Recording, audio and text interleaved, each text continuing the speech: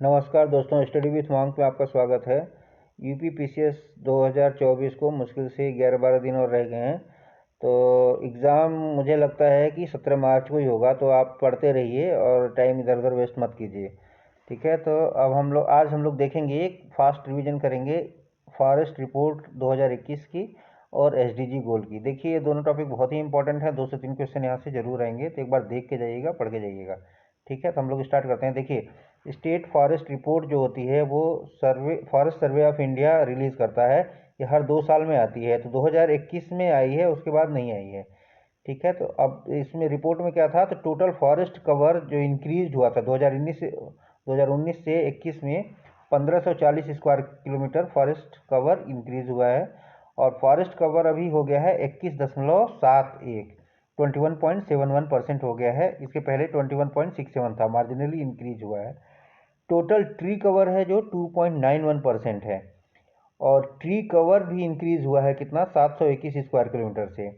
Mangrove cover भी increase हुआ है कितना, 17 स्क्वायर किलोमीटर से। अच्छा, सबसे ज़्यादा मैनग्रोव कहाँ पाया जाता है, तो वेस्ट बंगाल में। दूसरे नंबर पे गुजरात आता है। तो total forest and tree cover जो है, दोनों मिला दिया जाए, इसको ग्रीन कवर बोलते हैं। ये है 24.62% of the geographical area of the country. मतलब देश का जो भी एरिया है उसका 24.62% कितना क्या है, फॉरेस्ट एंड ट्री कवर में आता है। और जो होना कितना चाहिए, तो 33%, यानी 1/3 होना चाहिए। तो हमारी टारगेट से काफ़ी पीछे हैं, 24.62%। मार्जिनली धीरे धीरे बढ़ रहा है। एमपी में सबसे ज़्यादा फॉरेस्ट कवर है। फॉरेस्ट कवर का मतलब समझिए, जैसे ओवरऑल अगर फॉरेस्ट देखा जाए कहाँ पे है सबसे ज़्यादा, तो एमपी में है ओवरऑल, लेकिन परसेंटेज वाइज मिजोरम पड़ता है। और अगर यूटी में भी देखेंगे तो सबसे ज़्यादा लक्षद्वीप में है। देखिए, एक और चीज़, जो फॉरेस्ट क्या होता है, फॉरेस्ट कवर, तो जो भी लैंड है अगर 1 हेक्टेयर है उससे ज़्यादा है, और उसमें अगर ट्री पैचेस हैं, उनका कैनोपी डेंसिटी 10% है या उससे ज़्यादा है। कैनोपी डेंसिटी मतलब जैसे पेड़ देखें, जैसे ये पेड़ है ना, ट्री, तो इसके ऊपर ये जो बना हुआ है गुंबद सा, तो ये इसको कैनोपी डेंसिटी कहते हैं। अगर किसी भी एरिया, मतलब कोई भी एरिया है 1 हेक्टेयर है उससे बड़ा है, और उसमें जो कैनोपी डेंसिटी 10% से ज़्यादा है, मतलब जो उस एरिया को 10% से ज़्यादा ये कैनोपी से कवर होता है, तो उसको फॉरेस्ट कहेंगे। और ये देखिए, ये फॉरेस्ट में की कैटेगराइजेशन है। देखिए, इसमें लिखा नहीं हमने कि अगर 10 से 40% कैनोपी डेंसिटी है उस एरिया की, तो उसको कहेंगे ओपन फॉरेस्ट। और 40 से 70% वाले को मॉडरेटली डेंस फॉरेस्ट। अगर कैनोपी डेंसिटी 70% से ज़्यादा है तो उसको कहेंगे डेंस फॉरेस्ट। तो 70 से ज़्यादा डेंस फॉरेस्ट, और 40 से 70 के बीच वाले को मॉडरेटली डेंस, और 40 10 से 40 के बीच वाले को बोलेंगे ओपन फॉरेस्ट। अच्छा, अगर कैनोपी डेंसिटी कितनी, अगर मान लीजिए 1 हेक्टेयर से कम लैंड है और उसमें, तो उसको ऐसे ट्री बोलते हैं, ट्री कवर। ट्री मतलब ऐसे स्टंटेड एक एक जगह ट्री ट्री होता है, तो उसको ट्री कवर बोलते हैं। मतलब 10% से कम हो ऐसे होगा तो। अच्छा, जब 2019 के बाद से जो 2021 में रिपोर्ट आई थी, तो उसमें कितना लॉसेस थे, तो सबसे ज़्यादा लॉस कहाँ था, अरुणाचल प्रदेश। अच्छा, सबसे ज़्यादा अरुणाचल प्रदेश में, फिर मणिपुर, फिर नागालैंड, फिर मिजोरम। तो सबसे ज़्यादा लॉस अरुणाचल प्रदेश में कितना, 257 स्क्वायर किलोमीटर, फिर मणिपुर, फिर नागालैंड, फिर इस तरह से मिजोरम में भी लॉस हुआ था। देखिए, हाईएस्ट स्टेट में देखा जाए सबसे ज़्यादा फॉरेस्ट कवर हो कितना होता परसेंटेज में, मिजोरम में। फिर भी देखिए, मिजोरम में लॉस है 186%। और फॉरेस्ट कवर में गेन कहाँ कहाँ है, सबसे ज़्यादा आंध्र प्रदेश में, फिर तेलंगाना में, फिर उड़ीसा में। ये ध्यान रखिएगा, आंध्रा, तेलंगाना, उड़ीसा। आंध्रा में कितना है, 647 स्क्वायर किलोमीटर, तेलंगाना में 632, और उड़ीसा में 537। तो लॉस में तो अरुणाचल प्रदेश, मणिपुर, नागालैंड, मिजोरम है, और गेन में क्या है, आंध्र प्रदेश, तेलंगाना और उड़ीसा है। मैक्सिमम ट्री कवर जो होता है सबसे ज़्यादा महाराष्ट्र में है। देखिए, मैक्सिमम फॉरेस्ट कवर अगर देखा जाए तो सबसे ज़्यादा फॉरेस्ट कहाँ पे है, तो महाराष्ट्र में, मध्य प्रदेश में। लेकिन अगर ट्री कवर देखेंगे तो ट्री कवर सबसे ज़्यादा कहाँ है, महाराष्ट्र में। मतलब एक एक पेड़ बहुत सारे। तो महाराष्ट्र, फिर राजस्थान, मध्य प्रदेश तीसरे नंबर पे आता है, फिर कर्नाटका, फिर उत्तर प्रदेश 5वें नंबर पे। तो मैक्सिमम ट्री कवर में महाराष्ट्र, मैक्सिमम फॉरेस्ट कवर में Madhya Pradesh. Largest forest cover कहाँ पे है? तो MP, मध्य प्रदेश, फिर अरुणाचल प्रदेश, फिर छत्तीसगढ़, उड़ीसा, फिर Maharashtra. Largest forest cover in percentage में देखा जाए तो मिजोरम में सबसे ज़्यादा है। अगर UT भी लेंगे तो लक्षद्वीप सबसे ज़्यादा हो जाएगा परसेंटेज में। तो मिजोरम 84.57%, अरुणाचल प्रदेश 79.33, मेघालय 76%, मणिपुर, नागालैंड। तो इसी अरेंज कई बार पूछता है, तो मैक्सिमम कहाँ है? तो मिजोरम, फिर अरुणाचल प्रदेश, फिर मेघालय, फिर मणिपुर, फिर Nagaland. National forest policy of India जो 1988 वाली थी, उसका गोल क्या था कि फॉरेस्ट कवर अचीव करना है, मतलब कंट्री का जियोग्राफिकल एरिया का 1/3 मतलब 33%। तो फॉरेस्ट कवर कितना होना चाहिए अकॉर्डिंग टू दिस पॉलिसी? 1/3। और जो माउंटेनियस एरिया है, जैसे उत्तराखंड हो गया, इस तरह के जो हिमाचल हो गया, वहाँ पे कितना होना चाहिए? तो 2/3। ये गोल है, अचीव क्या करना है कि 1/3 कंट्री का 1/3 फॉरेस्ट होना चाहिए, और जो माउंटेनियस स्टेट्स हैं उनका कितना होना चाहिए? 2/3। अच्छा, 17 स्टेट्स या UT ऐसे हैं जिनका फॉरेस्ट कवर 33% या उससे ज़्यादा है। 17 ऐसे हैं जिनका फॉरेस्ट कवर 33% या उससे ज़्यादा है उस, और 5 स्टेट्स ऐसे हैं जिनका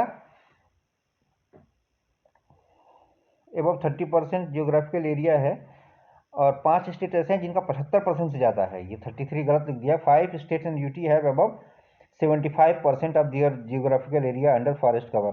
मतलब 5 स्टेट हैं जहाँ 75% से भी ज़्यादा है फॉरेस्ट कवर। कौन सा है? लक्षद्वीप है, फिर मिजोरम है, अंडमान एंड निकोबार आइलैंड है, अरुणाचल प्रदेश है, और मेघालय है। ये 5 हैं जिनका 75% से ज़्यादा है, और 17 ऐसे हैं जिनका 33% से ज़्यादा है। अच्छा, ये कुछ एक्ट्स हैं, जैसे पूछता है तो wild life protection act 1972, project tiger कब हुआ था स्टार्ट? तो 1973 में। Water prevention and control of pollution act 74 में। तो फॉरेस्ट कंजर्वेशन एक्ट, तो ये है 1980 में। द इन्वायरमेंट प्रोटेक्शन एक्ट, जिसको अम्ब्रेला लेजिस्लेशन भी बोलते हैं, ये होता है 1986 में। प्रोजेक्ट एलिफेंट कब स्टार्ट हुआ था? तो 1992 में। बायोलॉजिकल डाइवर्सिटी एक्ट क्या है? तो 2002 में। और बायोलॉजिकल डाइवर्सिटी एक्ट क्या कब है? 2002 में। और national green tribunal NGT act क्या है? 2010 में आया था। तो ये कुछ एक्ट्स हैं, इंपॉर्टेंट हैं, कभी अरेंज करने को भी देता है। तो प्रोजेक्ट टाइगर 73 में, और द फॉरेस्ट कंजर्वेशन एक्ट कितना कब है? 1980 में। इन्वायरमेंट प्रोटेक्शन एक्ट 86 में, और प्रोजेक्ट एलिफेंट 1992 में। बायोलॉजिकल डाइवर्सिटी एक्ट 2002 में, और NGT 2010 में।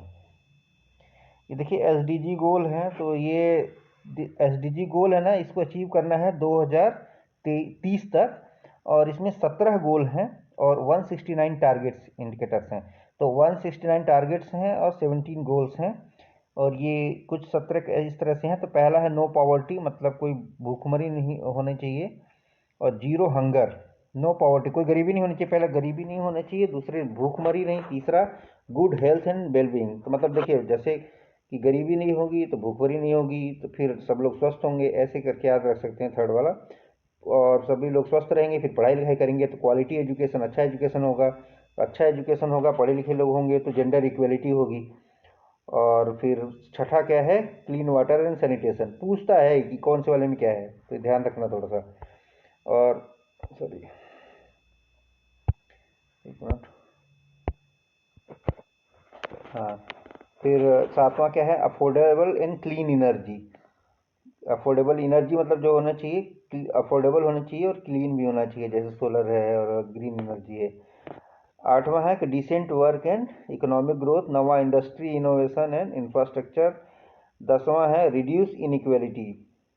ठीक, 10वां क्या है कि इनइक्वेलिटी को रिड्यूस करना है। 11वां का सस्टेनेबल सिटीज़ एंड कम्युनिटीज़, और वही सस्टेनेबल सिटीज़ एंड कम्युनिटीज़ मतलब जैसे कि स्मार्ट सिटीज़ और ये सब।